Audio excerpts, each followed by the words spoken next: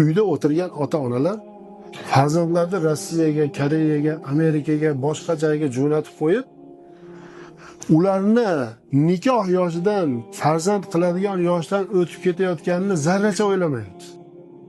Oqibatda nima bo'lyapti keyin? Nima bo'lyapti ayting? U o'sha joyda uylanib olgan, ota-onasiga aytmaydi. Hali uy bitadi, dahshat ikki etajli uy, 20 xonali uy bitadi, to'pli-pollari bilan bo'lgan, eshik tagida yangi mashina, kuyov bola keladi. Xuddi bir haykalni singari uylanadi, ota-onasi uchun xo'ja ko'rsinga uylanadi. Yana haligi kelinchak bechorani tashab 40 yo 20si chiqmasdan yana sekin o'sha joyiga, Rossiyasiga, Koreyasiga ketaveradi.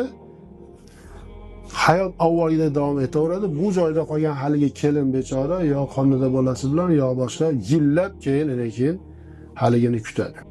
O'sha orzu havasli quli bo'lgan. Latta puttani quli bo'lgan. Bir quti temirda o'sha mashinani quli bo'lgan.